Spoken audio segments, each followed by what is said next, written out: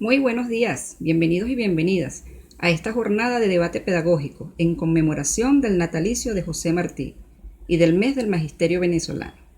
Como ya se ha indicado, es una actividad organizada por las y los estudiantes del doctorado en educación del Centro de Estudios de Educación Emancipadora y Pedagogía Crítica, CEPEC. La jornada consiste en la exposición de videos con las ideas pedagógicas de pensadores latinoamericanos, que nos han legado grandes aportes a la educación latinoamericana para la liberación y la emancipación de nuestros pueblos.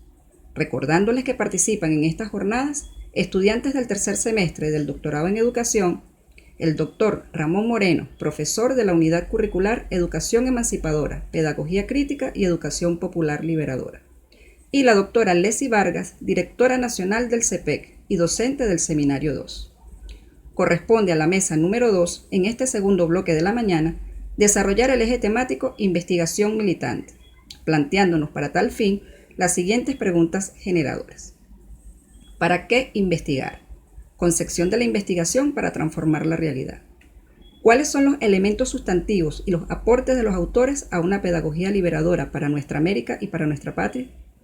Para ello contaremos con las disertaciones de 3 doctorantes, quienes trabajarán con los pedagogos mencionados a continuación en el siguiente orden. El pedagogo Paulo Freire, a cargo de Mari Vargas, abogada, doctorante en educación del CEPEC, investigadora militante, profesora de la UBB del programa de formación de grado en estudios jurídicos. Seguidamente, el pedagogo Orlando Falsborda, a cargo de María Salomé da Silva Fernández, economista, doctorante en educación del CEPEC, feminista militante, profesora de la UBB del programa de formación de grado de estudios políticos y de gobierno y de relaciones internacionales, además militante del PSV. Y para cerrar este segundo eje temático, el maestro Luis Antonio Bigot, a cargo de quien les habla Marisol Olmeta, socióloga, doctorante en educación del CEPEC, investigadora militante, integrante del núcleo Común o Nada y miliciana. Iniciamos pues con nuestra primera disertación, con la doctorante Mari Vargas. Adelante, compañera. Buenos días para todas y todos. Me complace presentarles en este maravilloso evento de divulgación virtual en el doctorado en educación, en base a nuestra mesa número 2, Investigación Militante, parte de la vida y obra del pedagogo y doctor en Filosofía e Historia de la Educación, Paulo Freire, uno de los pedagogos emancipadores de Latinoamérica. Popular y socialista, quien inició a finales de los años 60 un proceso de reflexión de las prácticas pedagógicas, haciendo de la misma una experiencia humanizadora, partiendo de la realidad que rodea al educando, con el fin de posibilitar el ejercicio del pensamiento crítico y creativo, donde a través de una educación liberadora se renueve la condición social de las masas populares.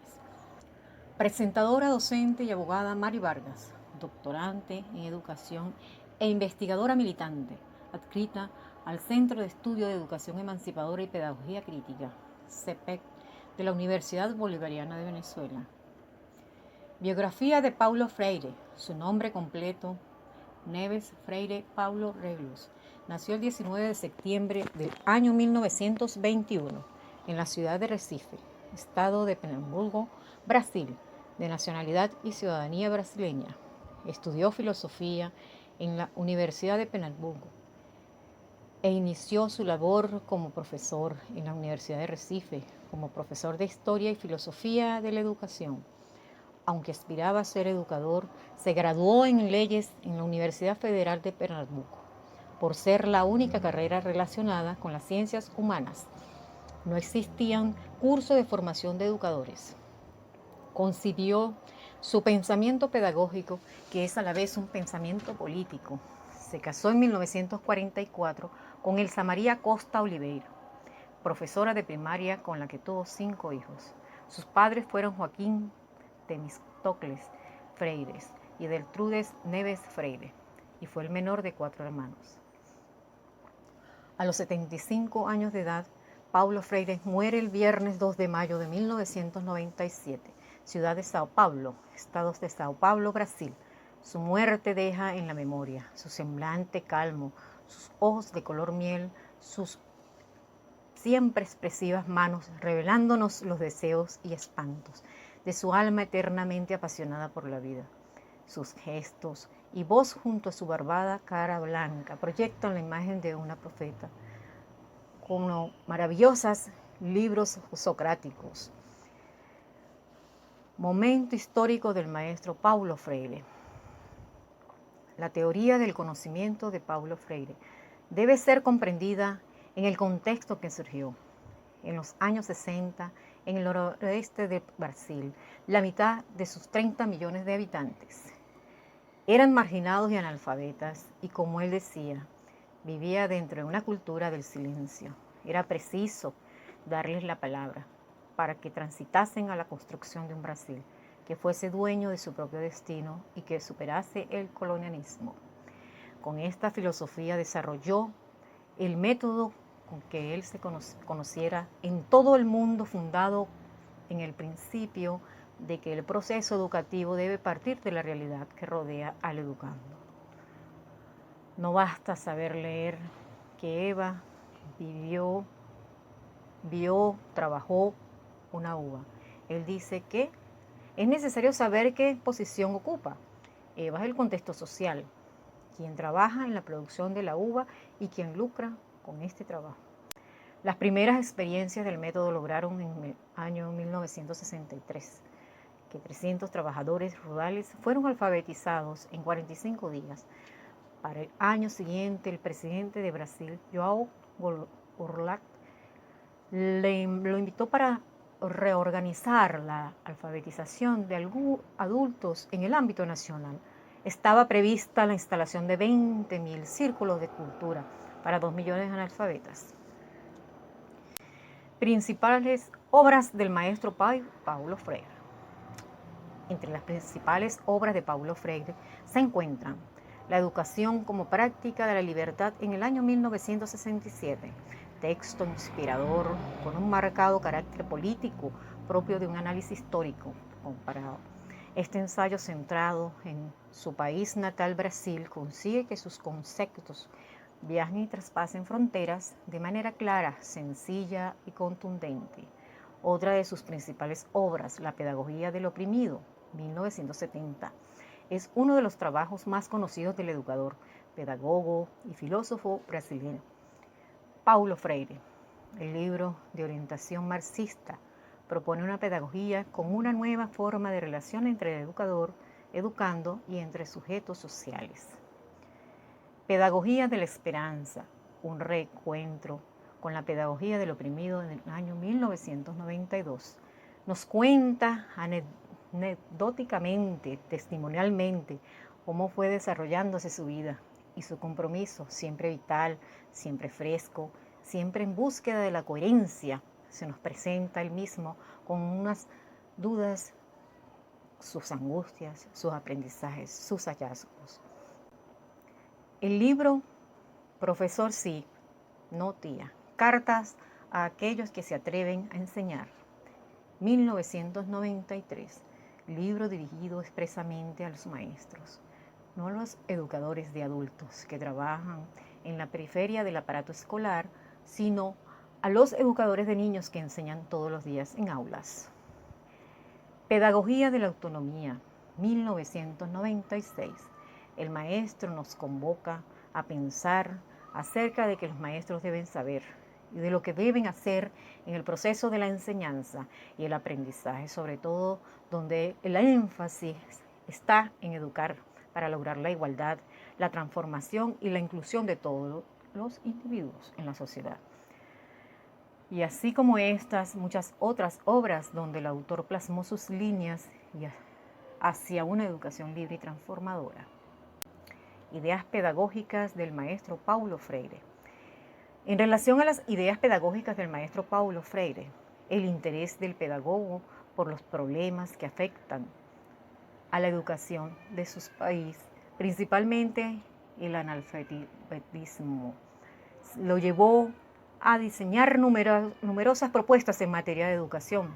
Su más reconocida propuesta fue su método de alfabetización. A continuación, 5 de las ideas pedagógicas propuestas por el filósofo. El diálogo no impone, no manipula, no domestica, no enloganiza. Nuestro maestro Paulo Freire considera que cuando el rol del docente es enseñar únicamente transmitiendo conocimientos, lo que realmente está haciendo es domesticar a los alumnos. Por el contrario, cuando el proceso de aprendizaje se da a partir del diálogo o de un intercambio, se invita a la otra persona a ser parte activa de un proceso de reflexión. Enseñar es instaurar las condiciones para que cada persona pueda generar conocimiento por sí misma. Enseñar no consiste únicamente en la transferencia de conocimiento, sino en diseñar un espacio en el que el estudiante tenga las herramientas necesarias para comprender diversas temáticas. La alternativa más efectiva para lograrlo es que el docente fomente el diálogo constante con sus estudiantes de manera de que éste participe de todo el proceso. Una sociedad democrática nada tiene que ver con personas en silencio. Este educador brasilero considera que una sociedad en la que la población no se expresa o vive en silencio poco tiene que ver con una sociedad democrática. A diferencia de ello, cuando las personas tienen una conciencia crítica, pueden participar activamente de la sociedad proponiendo tantas ideas como soluciones. La investigación es fundamental para construir conocimiento. Para acercarse un paso más al conocimiento siempre se debe tener como bandera la curiosidad, una cualidad que invita al hombre a investigar, a buscar, a esforzarse por aprender desde su propia práctica. Sobre este punto, el maestro Paulo Freire agrega que tener la libertad de buscar e investigar de forma permanente es clave para vivir en un clima pedagógico. La alfabetización es la clave para liberar a los oprimidos. Entre sus diversas funciones, la alfabetización es clave para liberar a los oprimidos. Según Freire, al tener la posibilidad tanto de hablar como de opinar, los oprimidos pueden construir su camino hacia la libertad, pudiendo así ser conscientes de su existencia y protagonistas de su propia historia. Impacto y contribución a una pedagogía liberadora para nuestra América y en especial para nuestra patria. Sus contribuciones promueven de la experiencia vivida en diferentes ambientes educacionales. Por ello, uno de los aspectos más significativos de sus aportes es que parte de la realidad y responden a ella. Un educador quien abre la posibilidad de la crítica e interpela, llamando con fuerza a la experiencia humanizadora de la pedagogía. Pensamiento de nuestro pedagogo sería, en verdad, una actitud ingenua. Esperar que las clases desarrollasen una forma de educación que permitiesen a las clases dominadas percibir las injusticias sociales en forma crítica. Paulo Freire. El maestro Paulo Freire, con su impacto y contribución a una pedagogía liberadora para nuestra América y en especial para nuestra patria. Entre sus contribuciones promovió una educación humanista dirigida a integrar al individuo a la realidad nacional. Abordó la realidad de la educación en valores, la necesidad inminente de cavilar sobre ella.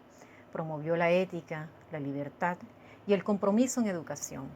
Reconoció filosóficamente la conciencia de lo incabado como exigencia al enseñar, reforzando la función de la escuela, no como el que ejerce el poder sobre la ignorancia, sino como el que consciente de las limitaciones y la necesidad de ir asumiendo la transformación como tarea diaria, camino superable y por tanto realza su ser educador. Determinó categorías que debe aprender el docente, como es la coherencia y la ética. Su propuesta son acciones urgentes para la actualización y aplicación de los planes educativos del país. Transformó la transmisión de conocimiento hacia un ejercicio de pensamiento crítico y creativo, considerada un avance para la relectura de estrategias aplicadas en la actualidad. Abrió la puerta del diálogo pedagogo del compartir de saberes de comunidades que practican el conocimiento desde su experiencia y valoran cada uno de los aspectos que se suscitan. Podemos dar un ejemplo palpable en vida. Nuestro querido y recordado presidente Hugo Rafael Chávez Frías, comandante de nuestra revolución, quien creó la Universidad Bolivariana en el año 2003 y llevando las distintas misiones educativas, la misión Robinson, la misión Sucre, la misión Rivas, entre otras, basadas en los valores humanistas, en la educación liberadora dialógica, constructiva, emancipadora, con el pensamiento crítico y creativo. Palabras del maestro Paulo Freire. Nuestro papel, educador, educadora o líder social, no es hablar del pueblo sobre nuestra visión del mundo o intentar imponerla a él, sino dialogar con él sobre su visión y la nuestra. Les dejo algunas de las bibliografías recopiladas de la investigación realizada para la construcción de la presentación. Los invito a que no se queden únicamente con lo que hoy aquí expuse. Investiguemos, que, como bien lo decía nuestro pedagogo y filósofo Paulo Freire, la investigación es fundamental para construir conocimiento. A modo de reflexión, comparto con ustedes algunos de los pensamientos de Paulo Freire. Para liberar al oprimido hace falta respetar la dignidad de la persona y su autonomía, hasta que el compromiso con la educación en valores se convierta en un intercambio de saberes que representará un crecimiento en la dignidad humana, la propuesta insigne de un aprendizaje crítico, consciente y liberador. Formar es mucho más que adiestrar al educando en el desempeño de destrezas. Cuando hablo de la ética universal del ser humano, estoy hablando de la ética en cuanto marca de la naturaleza humana, en cuanto a algo absolutamente indispensable a la convivencia humana. Paulo Freire. Muchas gracias por su atención. Dios las y los bendiga. Orlando Fals Borda, investigador militante. Fals Borda nace en Barranquilla el 11 de julio de 1925 y muere en Bogotá el 12 de agosto de 2008. Realizó estudios de pregrado y posgrado en los Estados Unidos, por lo que comprende esa sociedad. En 1959, junto a Camilo Torres, fundó una de las primeras facultades de sociología en América Latina. Participó en iniciativas políticas de la izquierda colombiana y en 1991 fue miembro de la Asamblea Constituyente bajo la bancada de la Alianza Democrática M19. En sus últimos años de vida fue dirigente del Frente Social y Político, artífice de la articulación de diversas fuerzas de izquierda colombiana que conformaron el Polo Patriótico Alternativo. Impulsó la conformación del Centro Estratégico de Pensamiento Alternativo y dirigió la revista CEPA. Fals Borda desarrolló una obra prolífica. Aquí tenemos algunas de sus obras, entre las muchas que escribió.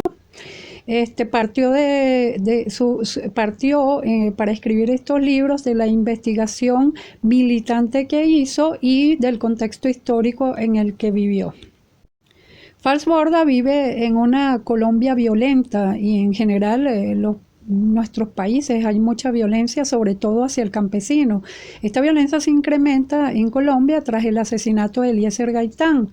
Hubo una gran insurrección popular y con excusa de combatir esa insurrección se asesinaron a más de 200.000 campesinos a quienes se les quita la tierra. La idea fundamental era expropiarle de los territorios, sobre todo de parte de los terratenientes y las oligarquías colombianas e incluso de algunas empresas transnacionales. Surge, por supuesto, la guerrilla en Colombia para defender los derechos del campesino. incluso parte de los campesinos forman la guerrilla colombiana.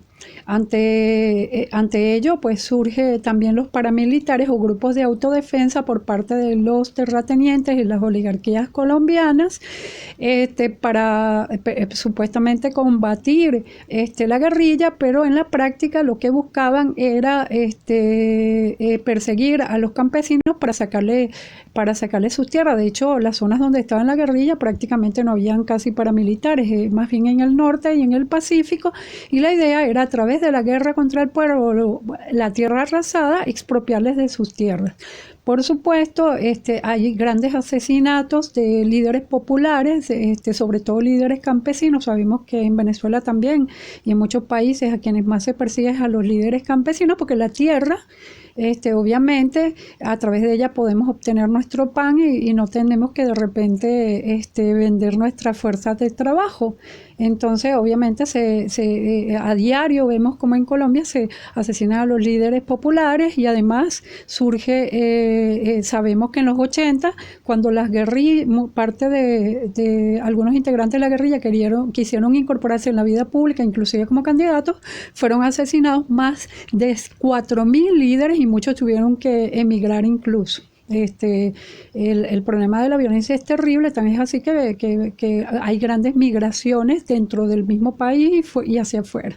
Nosotros en Venezuela hemos recibido muchos de ellos, incluso el tema de la violencia con el narcotráfico, que además sirvió como excusa para establecer bases militares en Colombia, que la verdadera razón de ser es para combatir las revoluciones, a los grupos, a las guerrillas y a todos aquellos grupos populares que intentan construir otro tipo de realidad. Tan es así que nosotros vimos como en Nicaragua estos militares norteamericanos vendieron droga para financiar los contras en Nicaragua.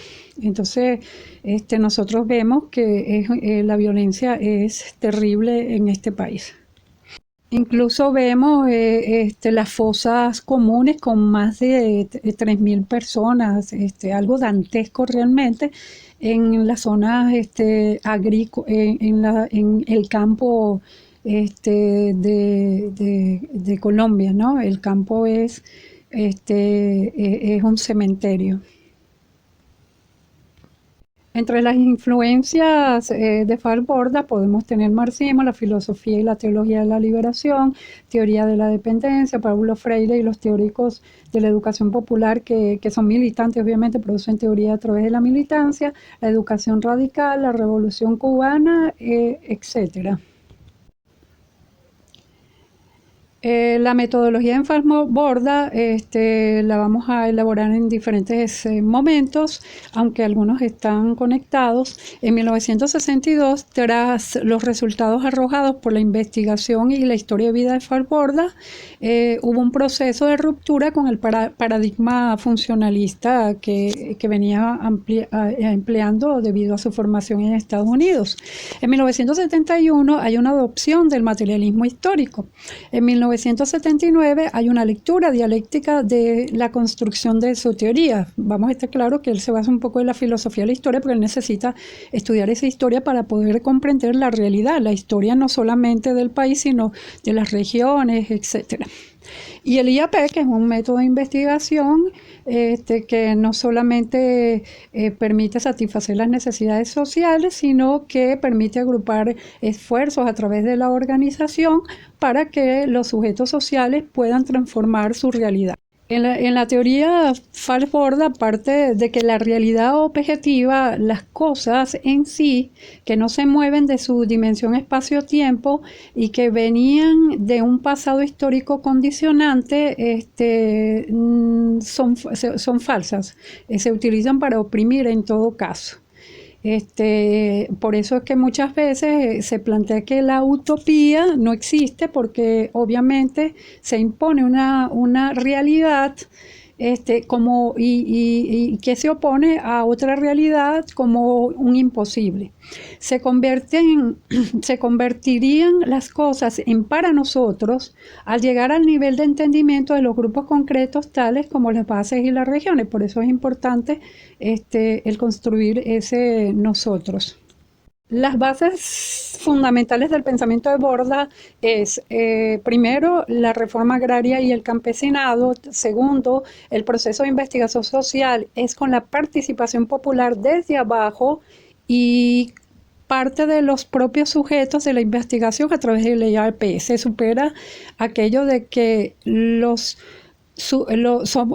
grupos populares son objetos y se convierten en sujetos de su propia investigación y de su propia realidad. Parte de que el ordenamiento territorial debe ser autonomista, autogestionando sus espacios y sus regiones, para que haya una verdadera democracia participativa y no esa democracia participativa impuesta por el neoliberalismo que es falsa. Y la cuarta, la metodología debe trabajar por la paz democrática y para reconstruir la nación teniendo presente el respeto por los territorios. Esto es muy importante, el respeto por los territorios, porque por ejemplo los pueblos indígenas, al no ser reconocidos los indígenas como un pueblo, como una nación, no son reconocidas sus culturas, sus tierras, etc. Pueden ser reconocidos como nación, por ejemplo colombiana, pero no como indígena. Entonces son invisibilizados y por tanto no se respeta ese territorio que implica una cultura. Entre algunos de los conceptos que trabaja Falk-Borda tenemos la investigación-acción participativa, es una técnica de investigación social, es un método para la transformación social, política y cultural, es una concepción de la vida que Borda plasmó en las ideas sobre la democracia radical y desde abajo, y el concepto de Casilladu.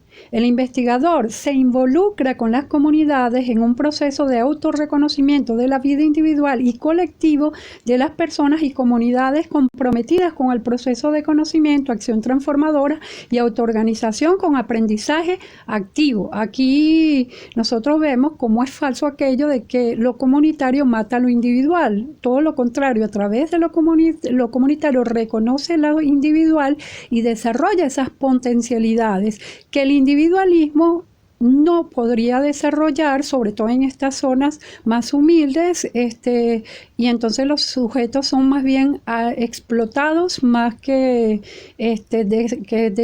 puedan desarrollar sus habilidades y creatividad.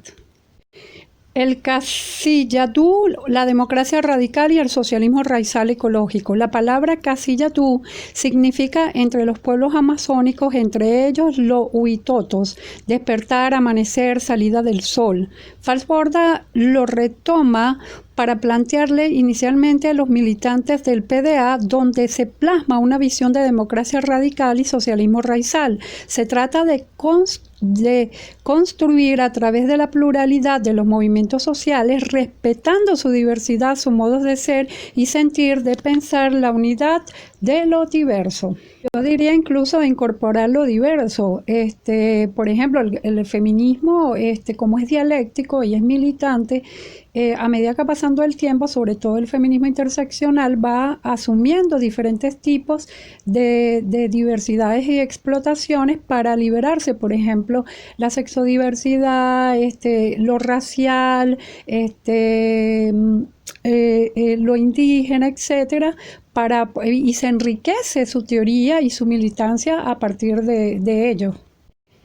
La investigación sentipensante. Sentipensar, la investigación sentipensante. Cuando se investiga en la realidad a transformar, mujeres y hombres actúan con el corazón y la cabeza y así son sentipensantes. Aquí es importante porque, por ejemplo, en la medicina, por ejemplo, cuando hay parto humanizado, eso significa que no solamente es que se aplica el médico la asistencia científica a la paciente, sino que además le respeta a esa mujer que está en parto, sus derechos, la trata con cariño, con amor, e incluso el bebé que nace es llevado al primer amamantamiento a la madre para que sienta el calor humano. Y eso es importante porque ahí está lo sentipensante. En el legado Falborda, él parte de la identidad de nuestros pueblos y hace una crítica del colonialismo intelectual inspirado en la educación, que casi siempre adopta conceptos que no tienen que ver con la realidad concreta de las regiones o del lugar donde se esté o del contexto en el que se está. Propone la necesidad de la integración de América Latina como respuesta a la globalización. Aquí es bolivariano, ¿no? Construyó su propia lectura del cambio social. En la historia puso la utopía como motor de ese cambio, pero no lo hizo de manera ingenua. Y aquí vemos que, como decíamos anteriormente, que muchas veces lo que parece imposible es que ciertas oligarquías lo hacen imposible. Aquí lo vemos como el bloqueo a nuestros países cuando intentan el socialismo o otras alternativas al mundo capitalista. Entonces, ¿cómo hacemos posible eso que parece imposible y que algunos dicen que es utópico? Pero entonces hay que rescatar ese tipo de utopía que a lo mejor sí puede ser posible y generar las condiciones de posibilidad. Planteó que la transformación social implica el conflicto y la lucha. Para ello se debe tener ideas y estrategias. Recuperó el concepto de subversión como respuesta a un orden injusto e inhumano. Luchó por la participación social democrática desde abajo y de la periferia hacia el centro. Era empoderar a las comunidades y hacerlas protagónicas de su propio progreso. Propuso crear un federalismo libertario para los países del sur. Hizo una gran crítica a los intelectuales, dirigentes de universidades de la región por la adopción acrítica de la cultura europea y de los Estados Unidos. Él construyó una teoría social rigurosa, universal y en diálogo con el pensamiento norteamericano y europeo, pero con preponderancia con la elaborada en los pueblos del mundo, en los pueblos de nuestra América. Esto es importante porque es importante ese diálogo entre culturas para enriquecer nuestro hacer, pero siempre partiendo de nuestro propio contexto y de nuestra propia forma de construir el conocimiento. Él conjuga la investigación sociológica con el compromiso político con los sectores populares, campesinos, proletariados, agrícolas, en lo fundamental. Recuerden que él prioriza a los campesinos a través de la praxis de la investigación-acción participativa. Resaltó el papel del poder popular, de los jóvenes, las mujeres, los campesinos, los indígenas, los palenques, los movimientos sociales para la transformación de la realidad debido a sus valores de solidaridad, respeto, dignidad raizal, autonomía, autogobierno para la construcción del socialismo.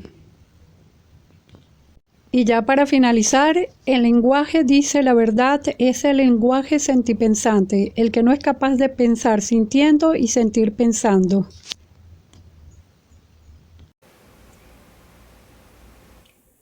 Buen día para todas y todos. Me corresponde presentar a un pedagogo latinoamericano cuya ejemplar existencia nos ha dejado un legado que se pierde de vista, en voluntad, alma y corazón. Se trata del maestro Luis Antonio Bigot. Quien les habla, socióloga Marisol Olmeta, doctorante en educación e investigadora militante del Centro de Estudios de Educación Emancipadora y Pedagogía Crítica de la Universidad Bolivariana de Venezuela.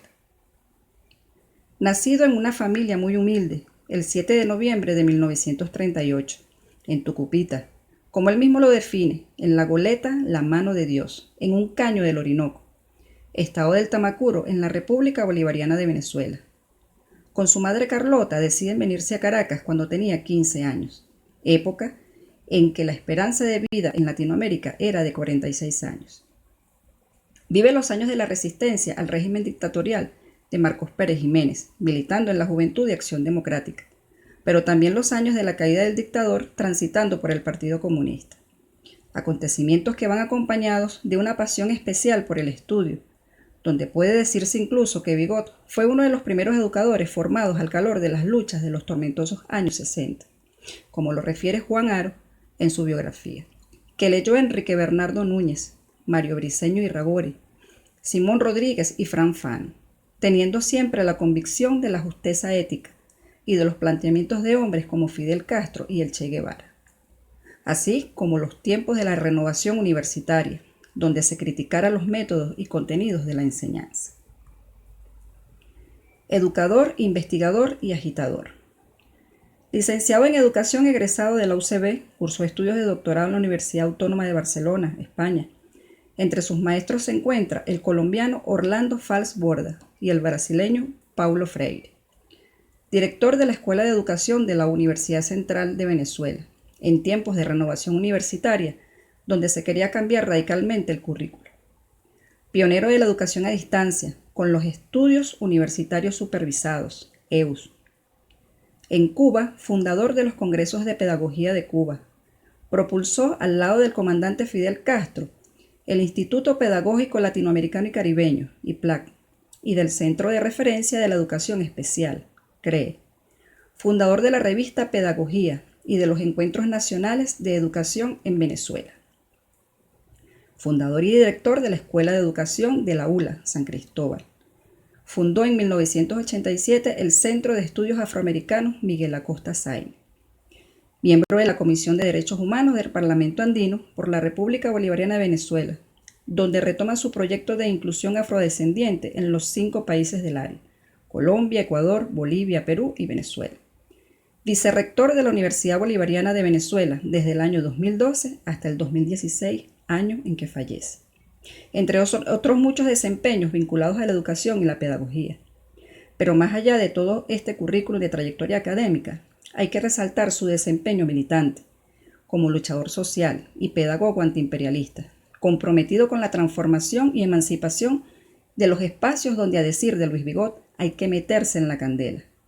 Esa metódica que bien definió como investigación militante, que fue entre muchos de sus aportes, los que heredamos quienes desde este lado del mundo estamos convencidos que sí es posible superar lo aparencial y llegar a la esencia de las cosas y tener la capacidad de impulsar los cambios que demandan las mayorías pobres del mundo. El maestro Luis Vigot planteaba: hay una cuestión aparencial, pero está en el alma. Tú tienes que buscar el alma de tus interlocutores, leerles el alma, porque yo siempre he tenido claro que en cada cuadra, en cada calle, en cada pueblo, vive la vida, y la detectas por los ojos, porque ves los elementos aparenciales. Pero quienes hacemos investigación sabemos que hay un principio fundamental, que los investigadores tenemos que ver la realidad más allá de la realidad misma, lo que decía el viejito Marx. En este sentido, nos gustaría compartir con ustedes la forma de dar sus explicaciones típicas de nuestro maestro, con su estilo audaz que siempre lo caracterizó. Por ejemplo, Vigot no cree en la virginidad metodológica. Primero, porque ser virgen debe ser algo pavosísimo, decía, y luego, porque no tenemos por qué temerle al uso de conceptos y estructuras que se elaboran en otras metódicas, en otras disciplinas. Es decir, yo en una investigación puedo usar la matemática, la estadística, el arte, es decir, hay que usar todas las armas. Ahora bien, es importante destacar que una de las principales contribuciones a una pedagogía liberadora para nuestra América y en especial para nuestra patria tiene que ver con una pedagogía contrahegemónica, cuyo propósito es generar un pensamiento alternativo, intercultural, de resistencia al modo hegemónico mundial, es decir, una pedagogía situada desde América Latina, una pedagogía de la descolonización, cuyo actor principal es el maestro investigador y agitador, que investiga para conocer su realidad sociohistórica y agita la conciencia de sus discípulos para despertarlos del sueño colonial. Aquí es importante resaltar que dicha contribución se desarrolla en los años 90, una época de enfrentamientos, persecuciones y matanzas, y donde se va a producir con gran fuerza los grandes desacuerdos entre el desgastado discurso sociológico justificador y una nueva perspectiva de análisis crítico, basada fundamentalmente a partir de lo local. Como podemos ver, se trata de un ser humano con un gran compromiso con las transformaciones sociales, un agitador de conciencias, un militante comprometido con el proyecto socialista bolivariano del siglo XXI. En fin, un educador popular, constructor de senderos para alcanzar utopías. No nos queda más, por ahora, que invitarlos e invitarlas a leer, estudiar y reflexionar sobre su amplia y destacada obra. Aquí ponemos a disposición unos cuantos títulos, que más que libros, son un arsenal de herramientas teórico-prácticas para, como bien siempre insistía nuestro maestro Bigot, meternos en la candela. Ahora bien, para finalizar, queremos compartir con ustedes un corto extracto de un video del Centro Nacional Araguaney en homenaje a nuestro maestro Luis Antonio Bigot, donde veremos justamente lo que definía como investigador. Decía, debe ser un agitador, un militante, tener un alto grado de humildad y un humor extraordinario. Veamos el video. Muchas gracias por su atención. Tenemos que hablar de nosotros, ¿no? De nuestra experiencia, donde nos equivocamos en las cosas. Fíjense que a mí de golpe me da rubor, me da pena estar frente a ustedes, porque yo no tengo maestría, yo no tengo doctorado, y darle clase a compañeros que van a ser maestros y doctores es un compromiso muy serio, ¿no? O sea, yo la otra vez me decía un compañero que yo no podía ser jurado de un doctorado porque yo no tenía el doctorado y la tesis doctoral era sobre mí, pero yo no podía ser jurado, y es verdad, porque es muy incómodo escribir sobre uno mismo, ¿no? Por eso es preferible escribir sobre una mesa, ¿no? Porque eso escribir sobre uno mismo es un poco, ¿verdad? Juan Carlos, es un poco complicado.